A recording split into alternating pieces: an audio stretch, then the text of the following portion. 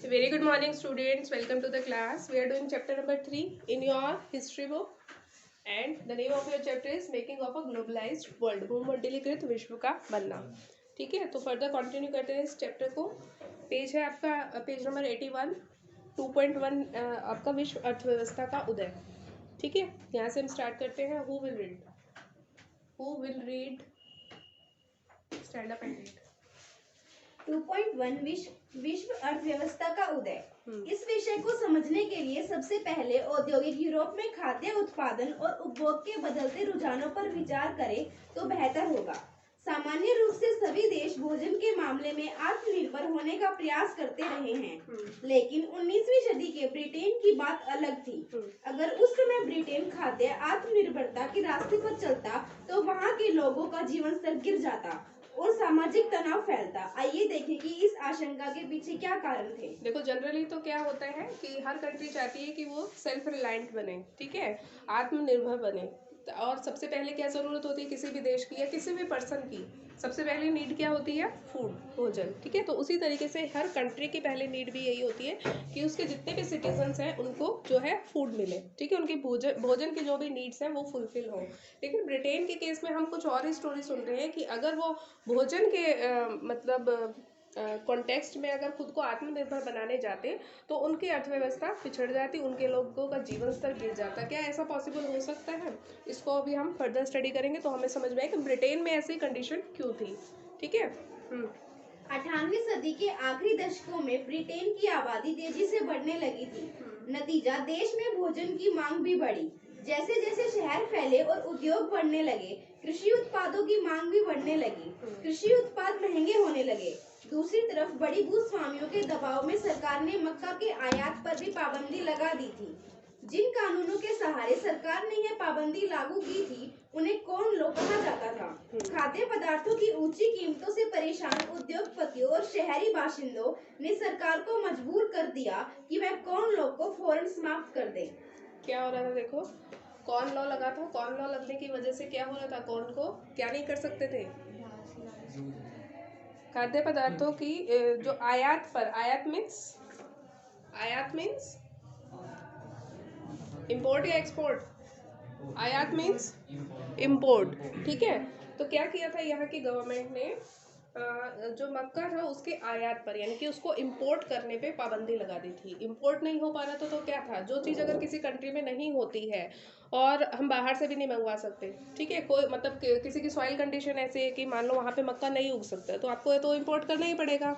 लेकिन अगर मक्का पे बैन लग गया, कॉर्न लॉ लग गया वहाँ पे और उसको जो है आप मंगा नहीं सकते हो बाहर से, आपकी सॉइल कंडीशन ऐसी नहीं है कि आपकी कंट्री में वो ग्रो हो सके, और अगर आप उसको ग्रो करोगे तो क्या होगा? आपकी कॉस्ट ज़्यादा आएगी क्योंकि आपका जो एनवायरनमेंट उसके अकॉर्डिंग है ही नहीं. तो लोगों को जो है इन सब चीज़ों से परेशानी होने लगी. तो फिर क्या हुआ? लोगों ने रेसिस्ट किया और लोगों ने बोला कि आप इस कॉर्न लॉ को वापस ले लें. ठीक है. कॉर्न लॉ के निरस्त हो जाने के बाद बहुत कम कीमत पर खाद्य पदार्थों का आयात किया जाने लगा. आयातित खाद्य पदार्थों की लागत ब्रिटेन में पैदा होने वाले खाद्य पदार्थों से भी कम थी. फलस्वरूप ब्रिटिश किसानों की हालत बिगड़ने लगी क्योंकि वे आयातित माल की कीमत का मुकाबला नहीं कर सकते थे. विशाल भूभागों पर खेती बंद हो गई. हजारों लोग बेरोजगार हो गए. गांवों से उजड़कर वे या तो शहरों में या दूसरे देशों में जाने लगे. सिंपल सा रीज़न है. देखो यहाँ पे क्या था कि वहाँ के लोग एग्रीकल्चर को ज़्यादा क्यों नहीं प्रमोट कर पा रहे थे? सिंपल सा रीज़न था, इम्पोर्टेड आइटम्स उनको सस्ते मिल रही थी. ठीक है, अब जब बाहर से सस्ता आ रहा हो तो कोई भी पर्सन है, चाहे जैसे किसान है, किसान तो यही चाहेगा कि उसका प्रोडक्ट बिके. ठीक है, लेकिन जो खरीदने वाला है, जो कंज्यूमर है, वो क्या देखेगा कि मेरे को प्राइस कहाँ कम पे करना पड़ रहा है. ठीक है, अब वो इस बात का मैटर नहीं करेगा कि वो बाहर से आई हुई चीज़ है या वो उसके अड़ोस पड़ोस में कहीं उगी हुई चीज़ है. जो चीज़ उसको सस्ती मिलेगी वो तो वहाँ से खरीदेगा. अब आयातित माल इतना सस्ता था यानी कि बाहर से जो इंपोर्ट करके खाना आ रहा था, खाद्य पदार्थ आ रहे थे, वो सब सस्ते पड़ रहे थे. तो क्या हो रहा था? लोकल जो किसान थे उनकी जो आर्थिक स्थिति थी वो कमज़ोर होती जा रही थी क्योंकि उनका सामान कोई खरीदता नहीं था, क्योंकि वो उनको महंगा पड़ता था, उनकी कॉस्ट ज़्यादा आती थी. जैसे हमने कल स्टील का एग्जांपल देखा था, यूएसए में सेम चीज़ जो है स्टील मैन्युफैक्चरर फेस कर रहे हैं वहाँ पे, क्योंकि चाइना का जो स्टील है वहाँ से सस्ते रेट पे इंपोर्ट हो जाता है. ठीक है, तो वहाँ के जो स्टील मेकर्स हैं, जो स्टील इंडस्ट्रीज है, वो रेसिस्ट करते हैं कि फिर हमारा स्टील तो बिकेगा ही नहीं. ठीक है, तो फिर गवर्नमेंट कुछ ऐसे लॉज लेके आती है, कुछ ऐसी स्कीम्स लेके आती है जिससे कि लोकल जो एंटरप्रेन्योर्स होते हैं उनको फ़ायदा हो। तो क्योंकि देखो कोई भी कंट्री है वो बैन नहीं कर सकती इम्पोर्ट करना एक्सपोर्ट करना, आपको पता है ना। हम कोई कंट्री ये नहीं सोच सकती कि हाँ हमारे कंट्री के जो इंडस्ट्रियलिस्ट हैं या हमारी कंट्री के जो फार्मर्स हैं या कोई भी पर्सन है, तो हम उनको बढ़ावा देने के लिए हम इंपोर्ट करना बंद कर दें, ये तो चीज़ पॉसिबल नहीं है। ठीक है, कोई भी कंट्री इंपोर्ट पे बैन नहीं लगा सकती, चीज़ें तो आएंगी ही दूसरी कंट्री से। क्यों? क्योंकि अगर हम इंपोर्ट पे बैन लगाएंगे तो क्या होगा, हमारी चीज़ों पे भी तो बैन लग जाएगा ना उनकी कंट्री में। वैसे वर्षा तो होता है ना सिचुएशन। ठीक है, सैंक्शंस सुने होंगे आपने कि जो कंट्रीज है, यूएस है, जनरली क्या है, सैंक्शंस लगाता रहता है। तो क्या होता है देखो कि ये चीज़ें इतनी इजी नहीं होती है कि हम ये बोल दें कि नहीं हम तो इम्पोर्ट ही नहीं करते, इम्पोर्ट नहीं करेंगे तो बाहर से सामान नहीं आएगा तो क्या होगा, हमारे किसानों का जो वो उगाएंगे लोग खरीदेंगे, ऐसा पॉसिबल नहीं हो सकता। ठीक है, हम एक चीज़ पे बैन लगाएंगे तो उनकी कंट्री में हमारी 4 चीज़ों पे बैन लगेगा। ठीक है, तो ये स्टेप तो कोई भी नहीं लगा सकता। तो सेम चीज़ यहाँ थी।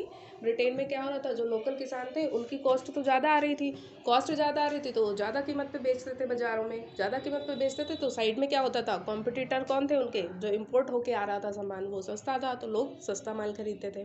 ठीक है। जब खाद्य पदार्थों की कीमतों में गिरावट आई तो ब्रिटेन में उपभोग का स्तर बढ़ गया। 19वीं सदी के मध्य से ब्रिटेन की औद्योगिक प्रगति काफी तेज रही, जिससे लोगों की आय में वृद्धि हुई। इससे लोगों की जरूरतें बढ़ी, खाद्य पदार्थों का और भी ज्यादा मात्रा में आयात होने लगा। पूर्वी यूरोप, रूस, अमेरिका और ऑस्ट्रेलिया, दुनिया के हर हिस्से में ब्रिटेन का पेट भरने के लिए जमीनों को साफ करके खेती की जाने लगी। क्या होता है देखो स्टूडेंट्स, यहाँ पे हमने एक छोटी सी चीज़ समझी कि कीमतों में जब गिरावट आती है तो क्या होता है, किसी भी चीज़ की सपोज कीमतें गिर जाती है तो क्या होता है, उस चीज़ को ज़्यादा खरीदने लगते हैं लोग, होता है ना यही। अब कोई चीज़ पहले ज़्यादा प्राइस पे मिल रही थी तो लोग सोच समझ के खरीदते हैं, जब वो चीज़ सस्ती हो जाती है दैट मीन्स अब वो एविडेंस में है तो लोग क्या करेंगे, उसको ज़्यादा से ज़्यादा खरीदेंगे। ठीक है, तो यहाँ ब्रिटेन में क्या हो रहा था, जब उनको लग रहा था कि इम्पोर्ट जो खाद्य पदार्थ होते हैं, जो भी एडिबल्स वो लोग ले रहे हैं वो सस्ते दामों पे मिलते हैं, तो वो 2 की जगह 4 चीज़ें लेने लगे। 4 चीज़ें इन द सेंस उन्होंने वैरायटी बढ़ाई होगी, उनका जो उपभोग का जो स्तर था वो बढ़ा। पहले वो 1-2 चीज़ खाते होंगे, फिर उन्होंने वैराइटीज़ बना ली, तो उससे क्या हुआ, धीरे धीरे फिर हमने देखा कि यहाँ पे इंडस्ट्रियलाइजेशन भी हो रहा था। एग्रीकल्चर तो नहीं चल रहा था लेकिन इंडस्ट्रियलाइजेशन हो रहा था, उससे क्या हो रहा था, लोगों की इनकम बढ़ रही थी। इनकम बढ़ने से क्या करते हैं लोग, सबसे पहले आपकी इनकम बढ़ेगी, आप क्या करोगे, किस चीज़ पे सबसे पहले ध्यान दोगे, जो आपकी नीड्स पहले पूरे नहीं हो रही थी आप पहले उनको पूरा करोगे। ठीक है, तो यहाँ पे क्या था, लोगों को ये पता था कि हाँ हमारा जो है लाइफस्टाइल जो है अप हो सकता है, तो क्या करा उन्होंने, पहले अपने उपभोग की चीज़ों को बढ़ाया, क्योंकि उनको दिख रहा था कि चीज़ें हैं जो सस्ते दामों पे मिल रही है, इम्पोर्टेड है, उनकी आय भी बढ़ रही थी तो उन्होंने ज़्यादा चीज़ें खरीदनी शुरू कर दी। ठीक है, तो इससे क्या हुआ, उनका लाइफस्टाइल जो है अप होने लगा, यानी कि उनके जीवन स्तर में जो है सुधार होने लगा। लेकिन ये किसकी वजह से हुआ, इंडस्ट्रियलाइजेशन की वजह से, और दूसरा जो इम्पोर्टेड चीज़ें उनको सस्ते दामों में मिलती थी उसकी वजह से। इस चीज़ में बस एक चीज़ हम इग्नोर कर रहे हैं यहाँ पे कि जो लोकल एग्रीकल्चर थे, वो फार्मर्स थे, वो नुकसान में थे। ठीक है। खेती के लिए जमीन को साफ कर देना ही काफी नहीं था, खेती हर इलाकों को बंदरगाहों से जोड़ने के लिए रेलवे की भी जरूरत थी। ज्यादा तादाद में माल अच्छा, यहाँ पे एक चीज़ और है देखो कि ब्रिटेन में जब डिमांड बढ़ने लगी तो ये बता रहे हैं कि यूरोप, रूस, अमेरिका, ऑस्ट्रेलिया और दुनिया के हर हिस्से में ब्रिटेन का पेट भरने के लिए ज़मीनों को साफ करके खेती की जाने लगी। जब सारी कंट्रीज़ को ये देखा कि ब्रिटेन में जो है एडिबल चीज़ों की, यानी कि जो भी खेती की चीज़ें हैं उनकी डिमांड बढ़ने लगी, तो सारी कंट्रीज़ क्या सोचेंगी, तो हम ज़्यादा से ज़्यादा जो है ब्रिटेन को ही एक्सपोर्ट करेंगे, हर कंट्री यही सोचेगी ना। तो उन्होंने क्या करा, अपने रिहायशी इलाकों की ज़मीनों, मतलब ज़्यादा से ज़्यादा ज़मीनों को साफ करके, और वो लोग जो है एग्रीकल्चर करने लगे, क्योंकि वहाँ दूसरी कंट्रीज़ के लिए तो बेनिफिशियल था ना एग्रीकल्चर, क्योंकि वहाँ पे सस्ते रेट में प्रोडक्शन हो रहा था, जो भी वो उगाते थे सस्ते रेट में, और ब्रिटेन में डिमांड थी उसकी, तो उनकी डिमांड को मीट करने के लिए सब लोग अपने जो क्या कर रहे थे, फार्म लैंड को क्लियर करके फार्म में कन्वर्ट कर रहे थे, खेत बना रहे थे। ठीक है, लेकिन दूसरी तरफ इन्होंने ये भी बोला है कि खेती के लिए सिर्फ ज़मीन को साफ कर देना ही काफ़ी नहीं था। हाँ, आगे बढ़ो। ज्यादा तादाद में माल ढुलाई के लिए नई गोदियां बनाना और पुरानी गोदियों को फैलाना जरूरी था। नई जमीनों पर खेती करने के लिए यह आवश्यक था कि दूसरे इलाकों के लोग वहां आकर बसे, यानी नए घर बनाना और नई बस्तियां बसाना भी जरूरी था। इन सारे कामों के लिए पूंजी और श्रम की जरूरत थी। इसके लिए लंदन और वित्तीय केंद्रों से पूंजी आने लगी। अमेरिका और ऑस्ट्रेलिया जैसे जिन स्थानों पर मजदूरों की कमी थी वहां लोगों को ले जाकर बसाया जाने लगा, यानी श्रम का प्रवाह होने लगा। अब यहाँ पे एक दूसरी देखो, एक चीज़ के साथ दूसरी चीज़ें कैसे कनेक्ट होती है वो इस पूरे पैराग्राफ में आपको समझ में आ गया होगा। डिमांड बढ़ी किस चीज़ की? फूड ग्रेन्स की। कहाँ पे बढ़ी? ब्रिटेन में। लेकिन कहाँ से बढ़ रही थी वो? जो भी इम्पोर्ट होके आ रहा था, यानी कि दूसरी कंट्रीज से। लेकिन क्या सिर्फ वो लोग वहाँ पे उगा देंगे उसी से सफिशिएंट है? नहीं। जब ट्रैवल इतना करके जाना है कि ब्रिटेन तक चीज़ें पहुँचानी है तो बीच में कितनी सारी चीज़ें चाहिएंगी ना। ट्रांसपोर्टेशन चाहिएगा। ट्रांसपोर्टेशन क्या होता था? पानी के रास्ते से जाएंगे। पानी के रास्ते से जाएंगे दैट मीन्स पोर्ट डेवलप होने पड़ेंगे, बंदरगाह डेवलप करनी पड़ेंगी, तभी तो जाएंगी ना। जितनी ज़्यादा ट्रैवल करेंगे, मतलब जितना ज़्यादा रूट बिजी रहेगा उतनी ज़्यादा बंदरगाह की ज़रूरत पड़ेगी। ठीक है। उसके अलावा अगर मान लो ये कह रहे हैं कि हमें गोडाउंस बनाने की ज़रूरत थी। ठीक है। अब ज़्यादा माल अगर वो एक्सपोर्ट करना चाहते हैं तो गोडाउंस भी होने चाहिए। ठीक है। ये तो सिंपल सा है। आप एग्रीकल्चर का या किसी भी टॉपिक में पढ़ते होगे तो आपको पता होगा कि एग्रीकल्चर के लिए हमें कौन कौन सी रिक्वायरमेंट्स होती है। अगर आप खेती करते हो तो क्या है, आसपास आपके ट्रांसपोर्टेशन होना चाहिए, गोडाउंस होने चाहिए, है ना। अब ये चीज़ हम जो है दो कंट्रीज़ के कंटेक्स्ट में पढ़ रहे हैं तो सेम चीज़ देखो, एक कंट्री से दूसरी कंट्री में चीज़ पहुँचानी है तो क्या क्या चीज़ों की रिक्वायरमेंट होगी। ठीक है। पोर्ट्स बनाने पड़ेंगे, बंदरगाह बनानी पड़ेंगी, उनको अपने लिए गोडाउंस बनाने पड़ेंगे दोनों साइड पे। ठीक है। उसके अलावा क्या कह रहे हैं कि नई ज़मीन पर खेती करने के लिए आवश्यकता कि दूसरे इलाकों के लोग वहाँ आकर बसें। अगर लैंड बना दिया है, एग्रीकल्चरल लैंड बना दिया तो फिर ज़रूरत किसकी है? मजदूरों की, किसानों की। ठीक है। तो किसान आसपास रहेंगे तभी तो खेत की केयर करेंगे, तो ज़रूरत पड़ी कि लोग आके यहाँ पे आसपास के एरिया में बसें। ठीक है। और नई बस्तियां बसाने के लिए क्या ज़रूरी है? कैपिटल, पैसे की ज़रूरत है, तभी तो बस्तियां बसेंगी। ठीक है। और वो कैपिटल कहाँ से आ रही थी? इंग्लैंड से और बाकी जो कैपिटल कंट्रीज थी, जहाँ भी मतलब पूंजीवादी कंट्रीज जो थी, जहाँ से पैसा आ सकता था, उन कंट्रीज से फिर पैसा आने लगा। ठीक है। पैसा आया तो फिर क्या हुआ? श्रम का प्रवाह होने लगा, यानी कि लेबर फोर्स जो है एक जगह से दूसरी जगह मूव करने लगी, क्योंकि लेबर की जरूरत तो हर चीज में है ना। बंदरगाह बनवाओगे, लेबर की जरूरत है। खेती में काम करवाना है, लेबर की ज़रूरत है। ठीक है। गोडाउंस के लिए आपको सामान लाने ले जाने के लिए लेबर की ज़रूरत है। तो इससे इस तरीके से क्या हुआ, एक चीज़ की डिमांड बढ़ने से, यानी कि ब्रिटेन में फूड ग्रेन की डिमांड बढ़ने से श्रम का प्रवाह भी फिर कंट्री टू कंट्री होने लगा। ठीक है। और साथ में कैपिटल का फ्लो भी एक जगह से दूसरी जगह होने लगा। ठीक है। खेत बन गए। ठीक है। नए नए एरियाज डेवलप हुए, नई नई बस्तियाँ बनी, तो कितनी सारी डेवलपमेंट सिर्फ एक डिमांड की वजह से हुई। ठीक है। 19वीं सदी में यूरोप के लगभग 5 करोड़ लोग अमेरिका और ऑस्ट्रेलिया में जाकर बस गए। माना जाता है कि पूरी दुनिया में लगभग 15 करोड़ लोग बेहतर भविष्य की चाह में अपने घर बार छोड़कर दूर दूर के देशों में जाकर काम करने लगे थे। ठीक है। अब एग्रीकल्चर बढ़ रहा था, यानी कि लेबर की ज़्यादा ज़रूरत थी, तो क्या होता है देखो, इंडिया से भी आपने देखा होगा ना कि फॉरेन कंट्रीज़ में लोग जाते हैं, स्पेशली ये जो हमारे इस साइड की कंट्रीज़ है, ऑयल एक्सपोर्टिंग कंट्रीज़ है, ज़्यादातर आपने देखा होगा कि लोग वहाँ जाके काम करते हैं। मतलब जहाँ भी डिमांड होती है लोग वहाँ जाके काम करेंगे। तो यहाँ भी क्या हो रहा था, करोड़ों में लोग जो है मूव कर रहे थे कंट्री टू कंट्री, क्योंकि उनको पता था कि यहाँ पे डिमांड ज़्यादा है, यहाँ पे काम करने वाले लोगों की ज़्यादा ज़रूरत है। तो क्या हो रहा था, लोग मूव करने लगे। ठीक है। अच्छे काम की तलाश में, अच्छे रोजगार की तलाश में। तो उससे क्या हुआ, कितने 15 करोड़ लोग, पूरी दुनिया से लगभग 15 करोड़ लोग जो है इन देशों में जाके धीरे धीरे सेटल होने लगे। ठीक है। 1890 तक एक वैश्विक कृषि अर्थव्यवस्था सामने आ चुकी थी। इस घटनाक्रम के साथ ही श्रम विस्थापन, रुझानों, पूंजी प्रवाह, पारिस्थितिकी और तकनीक में गहरे बदलाव आ चुके थे। अब देखो, हम क्या पढ़ रहे हैं बेसिकली, हम ग्लोबलाइजेशन कैसे होती है उसको पढ़ रहे हैं। अब आपको समझ में आया कैसे ग्लोबलाइजेशन हो रही थी? ग्लोबलाइजेशन का मतलब समझ में आ रहा है आपको?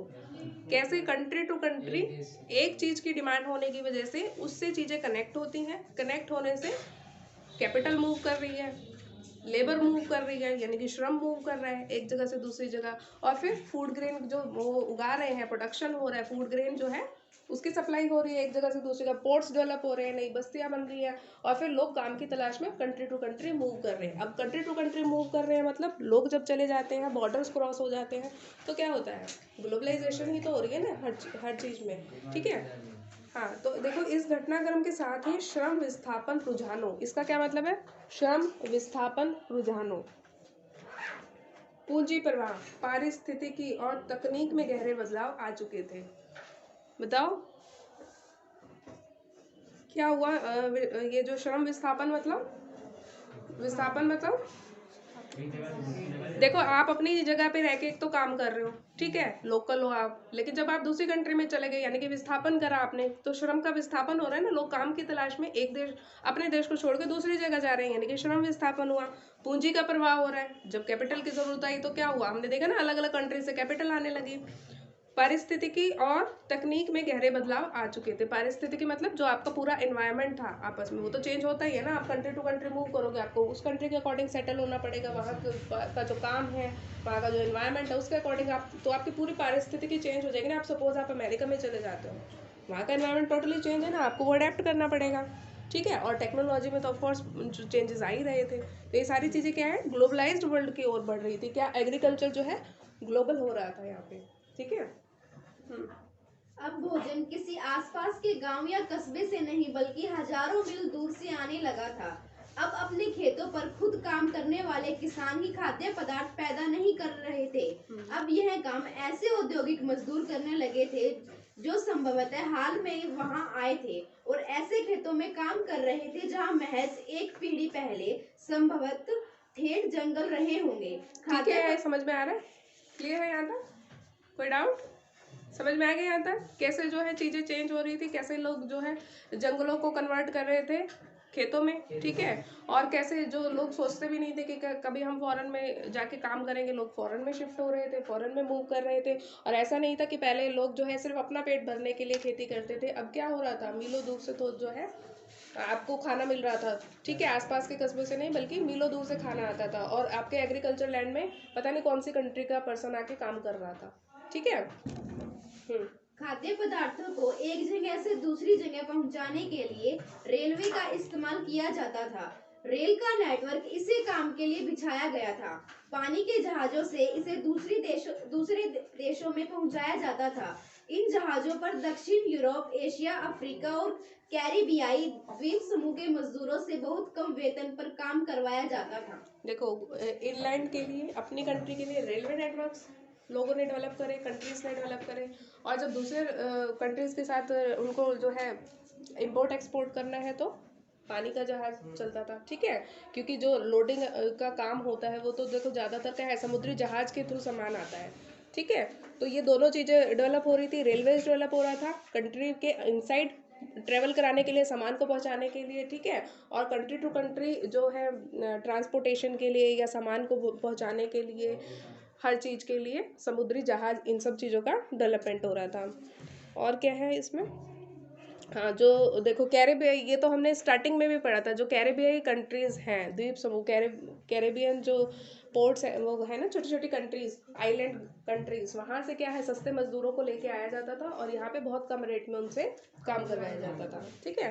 हाँ, बहुत छोटे पैमाने पर ही सही, लेकिन इसी तरह के नाटकीय बदलाव हम अपने यहाँ पंजाब में भी देख सकते हैं। अच्छा एक सेकंड रुको, यहाँ पे आपको दो गतिविधि दी गई है, ये वाली पढ़ो बीच में जो आई थी अभी। कल्पना कीजिए कि आप आयरलैंड से अमेरिका में आए, एक खेत मजदूर है। इस बारे में एक पैराग्राफ लिखिए कि आपने यहाँ आने का फैसला क्यों किया और अब आप अपनी रोजी रोटी कमाने के लिए क्या करते हैं। कर सकते हैं उसको, लिख नहीं सकते, बता दो सकते। पढ़ लिया चैप्टर इतना, यहाँ तक तो समझ में आया? कौन बताएगा? अपने आप को इमेजिन कर लो कि आप आए हो किसी दूसरी कंट्री से, किसी दूसरी कंट्री में काम करने आए हो, ठीक है। तो आपने यहाँ आने का फैसला क्यों किया, पहला ये चीज़ बतानी है आपको। और अब आप यहाँ पे रोजी रोटी कमाने के लिए क्या काम कर रहे हैं, इसी सिनेरियो को ध्यान में रखते हुए बताना है। अगर हमारा जहाँ हम रहते हैं वहाँ हमारा काम नहीं चलेगा तो इसलिए हम दूसरी कंट्री में गए थे और फिर जो काम हम पहले करते थे उससे अच्छा मिल गया तो ये अच्छी बात है। अब यहाँ पे क्या क्या काम हो रहे थे, आपको क्या काम मिलने की उम्मीद है कि आप दूसरी कंट्री में शिफ्ट हुए हो इसी सिनेरियो में रहते हुए, तो आपको क्या लगता है आप कौन सा काम कर रहे होगे? जो काम आता है, जो काम आता है, ये जो वहाँ पे उनको चाहिए है। यहाँ पे तो मजदूरों की बात है, देखो एग्रीकल्चर के फील्ड में अगर आपको कुछ आता है तभी तो आप वहाँ पे जाओगे ना, क्योंकि वहाँ पे डिमांड किस चीज़ की है, ठीक है। तो उससे रिलेटेड अगर आपको ऐसा नहीं है कि मुझे जो काम आता है मैं तो वहाँ पे जाके, वो डिमांड जिस चीज़ की है आपको लगता है कि आप वो काम कर सकते हो तभी तो आप वहाँ जाओगे ना, तभी तो फायदा है ना। आप कहते हो कि मैं तो एक लोहार हूँ और आपको काम जो है किसान का देते वो आपको आता नहीं, तो फायदा क्या है, नहीं है ना। नहीं है ना कोई फ़ायदा। अगर आप कहते हो कि हाँ यहाँ पे खेती का काम है, खेती का जो है मजदूरों का काम है वो आप कर सकते हो, तो आप जाओ वहाँ पे, तभी तो आप सर्वाइव कर पाओगे, और इसीलिए तो आप वहाँ पे गए हो। ठीक है, हाँ आगे बढ़ो। बहुत छोटे पैमाने पर ही सही, लेकिन इसी तरह के नाटकीय बदलाव हम अपने यहाँ पंजाब में भी देख सकते हैं। यहाँ ब्रिटिश भारतीय सरकार ने अर्ध रेगिस्तानी परती जमीनों को उपजाऊ बनाने के लिए नहरों का जाल बिछा दिया, ताकि निर्यात के लिए गेहूं और कपास की खेती की जा सके। नई नहरों की सिंचाई वाले इलाकों में पंजाब के अन्य स्थानों के लोगों को लाकर बसाया गया। उनकी बस्तियों को केनाल कॉलोनी नहर बस्ती कहा जाता था। ठीक है, पंजाब में भी सेम चीज़ होती है। ज़्यादातर क्या होता है, यूपी बिहार से लोगों को बुलाया जाता है, क्योंकि वहाँ पे क्या है, जो रेगिस्तान बंजर भूमि ज़्यादातर जो थी वहाँ पे क्या है, नहरें डेवलप करी गई। ठीक है, कैनाल्स बनाए गए, कैनाल्स के सहारे अब जैसे यहाँ पे हुआ था कि जो खेत बनाए गए थे तो खेतों के आसपास बस्तियाँ बसाई गई थी। उन खेतों में जो नए लोग काम करेंगे आके, उनको रहने की भी तो जगह चाहिए ना। तो यहाँ पे जो कैनाल के पास जो काम करने के लिए लोगों को बुलाया गया, तो उनको हमने क्या बोला, केनाल कॉलोनीज। ठीक है, यानी कि नहर बस्तियाँ। ठीक है, तो लोग यहाँ पे आते थे, और जो नहरें बन गई तो क्या है, जो भी बंजर भूमि है या जो भी ऐसी भूमि है जिसपे पहले खेती नहीं होती थी, तो उनको उपजाऊ बनाने लगा, ताकि जो गेहूं है और कपास है इसका निर्यात वो लोग कर सके, ज़्यादा से ज़्यादा इसका प्रोडक्शन हो सके, और ज़्यादा से ज़्यादा फिर वो लोग निर्यात कर सके। निर्यात तो समझ में आया ना, दैट मीन्स एक्सपोर्ट करेंगे। ठीक है, भोजन तो सिर्फ एक उदाहरण मात्र है। कुछ ऐसी ही कहानी कपास की भी रही है, जिसकी दुनिया भर में बड़े पैमाने पर खेती की जाने लगी थी, ताकि ब्रिटिश कपड़ा मिलों की मांग को पूरा किया जा सके। रबड़ की कहानी भी इससे अलग नहीं है। विभिन्न चीजों के उत्पादन में विभिन्न इलाकों ने इतनी महारत हासिल कर ली थी कि 1820 से 1914 के बीच विश्व व्यापार में 24 से 40 गुना वृद्धि हो चुकी थी। अब देखो, पता नहीं ब्रिटेन के पास ही ज़्यादा डिमांड है ना। अब कपास की डिमांड भी, कपड़े की डिमांड भी कहाँ है, ब्रिटेन में। ब्रिटेन की डिमांड को पूरा करने के लिए फिर कपड़ा उद्योग चल पड़ा, यानी कि कॉटन इंडस्ट्री जो है ग्रो करने लगी। पहले हमने सिर्फ एग्रीकल्चर की बात करी थी, अभी हम देख रहे हैं कि जो कॉटन इंडस्ट्री थी वो भी ग्रो कर रही थी, क्योंकि कपड़े की डिमांड कहाँ थी, ब्रिटेन में थी। उनकी नीड्स को पूरा करने के लिए फिर अलग अलग कंट्रीज जो है कॉटन को ज़्यादा उगाने लगी। और रबड़ की कहानी भी इससे अलग नहीं है। ठीक है, रबड़ का भी सेम यही है कि इन चीज़ों में विभिन्न इलाकों में इतनी महारत हासिल कर ली थी कि मतलब इतना, क्योंकि जब डिमांड होती है तो क्या होता है, लगातार आप उस चीज़ को प्रोड्यूस करते रहते हो, तो क्या होता है, आप एफिशिएंट हो जाते हो उसको बनाने में। एफिशिएंट हो जाते हो तो आपका प्रोडक्शन इंक्रीज हो जाता है। तो यहाँ पे 25 से 40 गुना वृद्धि हो गई थी। ठीक है, इस व्यापार में लगभग 60% हिस्सा प्राथमिक उत्पादों यानी गेहूं और कपास जैसे कृषि उत्पादों तथा कोयले जैसे खनिज पदार्थों का था। अब इकोनॉमिक्स में पढ़ा था ना हमने, प्राथमिक द्वितीयक और तृतीयक, याद है ना। तो यहाँ पे भी हम किस सेक्टर की बात कर रहे हैं, प्राथमिक उत्पाद, यानी कि जो भी आपके एग्रीकल्चर से रिलेटेड है, और जो आपका कोयला है। तो सारी जो ज़्यादातर जो बिजनेस था, ट्रेड था, वो 60% जो है प्राइमरी प्रोडक्ट से बना हुआ था। ठीक है, 2.2 तकनीक की भूमिका। इस घटनाक्रम में तकनीक की क्या भूमिका रही? रेलवे, भाप के जहाज, टेलीग्राफ, ये सब तकनीकी बदलाव बहुत महत्वपूर्ण रहे। उनके बिना 19वीं सदी में आए परिवर्तनों की कल्पना नहीं की जा सकती थी। तकनीकी प्रगति अक्सर चौतरफा सामाजिक, राजनीतिक और आर्थिक कारकों का परिणाम भी होती थी। उदाहरण के लिए औपनिवेशीकरण के कारण यातायात और परिवहन साधनों में भारी सुधार किए गए। तेज चलने वाली रेलगाड़ियां बनी, बोगियों का भार कम किया गया, जलपोतों का आकार बढ़ा, जिससे किसी भी उत्पाद को खेतों से दूर दूर के बाजारों में कम लागत पर और ज्यादा आसानी से पहुंचाया जा सके। देखो मेन रीजन क्या था, देखो औपनिवेशिक काल में, ये देखो ये बता रहे हैं ना, औपनिवेशीकरण के कारण, मतलब औपनिवेशीकरण मतलब कॉलोनाइजेशन के कारण। क्योंकि देखो, अगर आपको एक कंट्री को दूसरी कंट्री पे कंट्रोल करना है, कंट्रोल करने के लिए फिर क्या है, उनको कम्युनिकेशन भी तो वहाँ से रखना होगा ना। तो उसके लिए उन्होंने क्या करा, जैसे हम, आपने कभी पढ़ा होगा ब्रिटिशर्स के बारे में, पहले क्या है, वो कितना लंबे लंबे रूट लेके इंडिया में आते थे, है ना। तो उसके बाद ये भाप के जहाज चल पड़े, तो क्या हो गया, उनकी जर्नी छोटी होगी, तो और ज़्यादा लोग वहाँ से आने लगे। पहले तो ज़्यादा नहीं आते थे, सिलेक्टेड लोग आते थे, क्योंकि महीनों महीनों की जो है ट्रैवल करके, समुद्र का रास्ता पार करके उनको आना पड़ता था। लेकिन जैसे जैसे टेक्नोलॉजी में डेवलपमेंट हुई, तो क्या हुआ, ये जर्नी छोटी होती चली गई। है ना। अब जैसे हवाई जहाज़ है, हवाई जहाज़ क्या है, आप घंटे 2 घंटे में कितनी दूर दूर कर ट्रैवल कर सकते हो, है ना। तो सेम चीज़ ये है कि टेक्नोलॉजी तो इन चीज़ों के साथ साथ ही डेवलप होती रहती है। टेक्नोलॉजी ना हो तो फिर कैसे पॉसिबल होगी सारी चीज़ें। तो इस टाइम में क्या क्या टेक्नोलॉजिकल इंप्रूवमेंट आपने देखी, क्या क्या चीज़ें आई यहाँ पे, रेलवे, भाप का इंजन, टेलीग्राफ और हाँ गाड़ियाँ बनी, बोगियों का भार कम किया गया। क्यों कम किया गया बताओ। तेज चलने वाली रेलगाड़ियां बनी, बोगियों का भार कम किया गया, जलपोतों का आकार बढ़ा, जिससे किसी भी उत्पाद को खेतों से दूर दूर बाजारों में कम लागत पर ज्यादा आसानी से पहुंचाया जा सके। कम लागत कैसे आएगी, कम लागत क्यों बोल रहे हैं यहाँ पे। देखो जब भी कोई चीज़ हम बल्क में प्रोडक्शन करते हैं, अगर आपने छोटी क्वांटिटी में कोई चीज़ बनाई है तो आपको एक जगह से दूसरी जगह भेजना है, पैकिंग करनी है, उसकी सेल करना है, ट्रांसपोर्टेशन है, आपकी कॉस्ट ज़्यादा आएगी। अगर आप बल्क में बनाते हो उसी चीज़ को तो आपकी पहली चीज़ तो कॉस्ट कम आ जाएगी, ठीक है। मार्केट में जाके उसको बेचोगे, कॉस्ट कम आती है तो ही तो प्रॉफिट होता है ना। कम क्वांटिटी बनाओगे तो क्या होगा, मार्जिन कम बचेगा आपको, ठीक है। उसी चीज़ को अगर ज़्यादा क्वांटिटीज़ में बना लोगे आप तो क्या है, आपका मार्जिन ज़्यादा बचेगा, आपको प्रॉफिट ज़्यादा होगा। तो ये सेम चीज़ यहाँ पे कह रहे हैं कि कम लागत पर इसलिए क्योंकि लार्ज स्केल पे प्रोडक्शन होने लगा था। लार्ज स्केल पे कैसे पॉसिबल हो रहा था, क्योंकि उनको पता था कि ट्रांसपोर्टेशन जो है डेवलप हो रहा है हमारे को रेलगाड़ियों की मदद से, या ये जो भाप के इंजन जो चल पड़े हैं, या जो अगर हमें दूसरी कंट्रीज में भी एक्सपोर्ट करना है तो हमारे पास क्या है, समुद्री जहाज है। तो लोग क्या है, उनको पता था हमारा फूड जो है, जो भी चीज़ें प्रोडक्शन कर रहे हैं उसको हमें सेल करना ईजी है, दूसरी कंट्रीज में पहुंचाना ईजी है। तो लोग लार्ज स्केल पे प्रोडक्शन करने लगे। लार्ज स्केल पे प्रोडक्शन करते हैं तो क्या होता है, कॉस्ट कम आती है, यानी कि लागत कम आती है।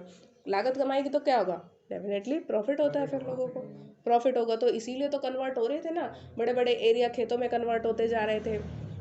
ज़्यादा से ज़्यादा लोग जो है, फिर जब उनकी कपड़े की डिमांड बढ़ी तो कॉटन उगाने लगे, ठीक है।